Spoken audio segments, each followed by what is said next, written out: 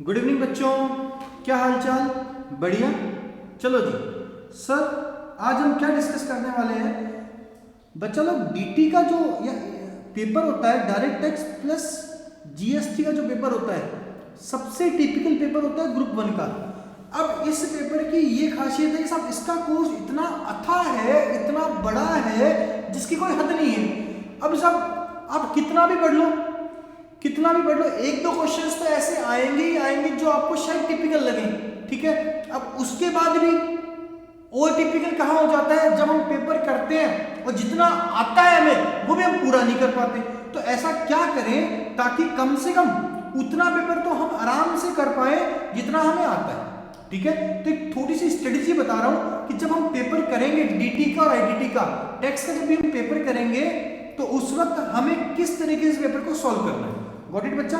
तो बच्चा सुनो, देखो आपके डीटी प्लस जीएसटी में मिलाकर 30 मार्क्स के एमसीक्यू आते हैं, अच्छी बात है सर। और 70 मार्क्स का जो आता है वो क्या आता है, आपका सब्जेक्टिव आता है। हाँ जी सर, ये बात हमें पता है। तो सर क्या बात है कि 30 मार्क्स में देखो बाकी सारे क्वेश्चन तो एक एक मार्क्स के आते हैं, लगभग सारे क्वेश्चन एक एक मार्क्स के आएंगे, लेकिन एक केस स्टडी आएगी। वो केस स्टडी आपके लगभग 8 से 10 मार्क्स की एक केस स्टडी आती है। केस स्टडी में क्या होता है, आपको एक केस स्टडी दे देंगे, उस केस स्टडी को पढ़ना है और ये 4 या 5 क्वेश्चंस आएंगे, ये आपको सॉल्व करने हैं, ठीक है। ये सेम कहानी हो सकता है आपके डायरेक्ट टैक्स में रहे, प्लस 2 केस स्टडी आएंगी, एक जीएसटी में भी केस स्टडी आएंगी। अच्छी बात है सर, ठीक है जी। एक सेकंड, हाँ आ रहा है 10 मिनट।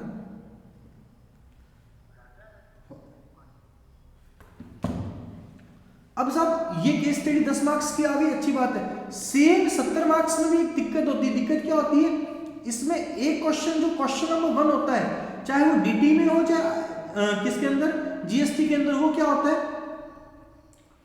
कंपल्सरी होता है, और बाकी क्वेश्चंस में ऑप्शन आता है।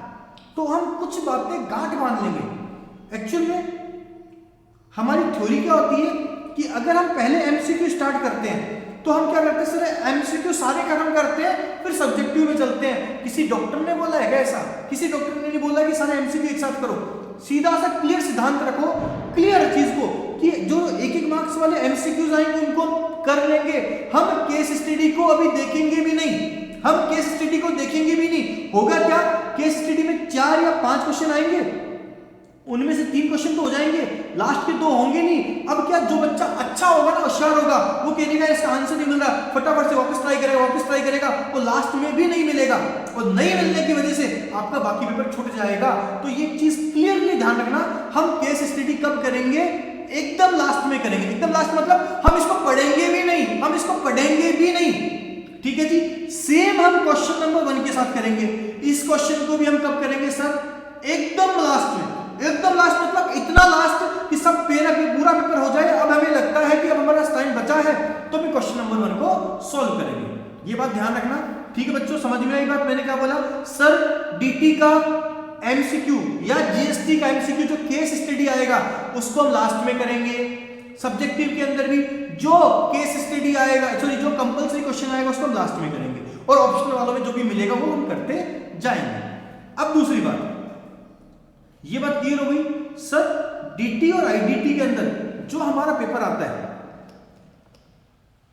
99% केसेस में डीटी और जीएसटी में, जीएसटी आपका इजी आता है, 90% चांसेस में इजी आता है। डीटी थोड़ा सा लेवल का आता है क्योंकि इसके अंदर बहुत कुछ है, लेकिन ऐसा कोई नियम नहीं है, ऐसा कोई रूल नहीं है कि जीएसटी हार्ड नहीं आ सकता, ठीक है।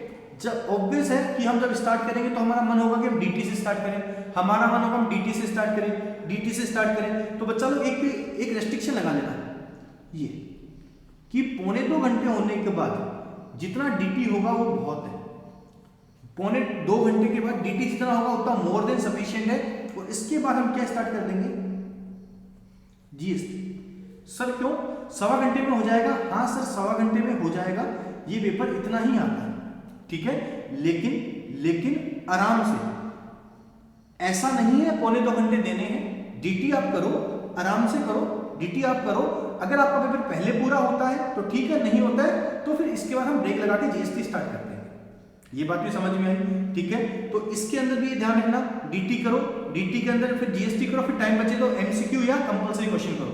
ये केस स्टडी सबसे लास्ट में करनी है, और खासकर जो डीटी वाली केस स्टडी उसको सबसे लास्ट में करना है आपको। अगर क्या बोलते हैं जीएसटी वाली केस स्टडी करनी है तो उसके बारे में सोच भी लेना, लेकिन डीटी वाली केस स्टडी सबसे लास्ट में करना, सबसे ज्यादा टाइम कंज्यूमिंग होती है। ठीक है जी सर, ये बात समझ में आ गई सर। अब बात करते हैं सर पेपर का लेवल। बच्चा लोग डीटी ये हो या जीएसटी हो, जो आपने पढ़ी है वही पूरे इंडिया ने पढ़ी है, वही किताबें पढ़ी है, वही मॉड्यूल पढ़ा है, वही क्वेश्चन सॉल्व किए। अगर कोई पेपर हार्ड आता है, नो डाउट 8 में से 3 पेपर बहुत ज्यादा हार्ड आएंगे, वो कौन से आएंगे किसी को नहीं पता, ठीक है। नो डाउट ऐसा हो सकता है कि आपका जो टेक्स्ट का पेपर है वो थोड़ा सा शायद थोड़े से ज्यादा टिपिकल आ जाए। अब क्या करें बेटा, डरने का मत। उस वक्त आपका कॉन्फिडेंस है ना, कॉन्फिडेंस वो आपको मार्क्स दिलाएगा, आपका कॉन्फिडेंस का खेल होगा।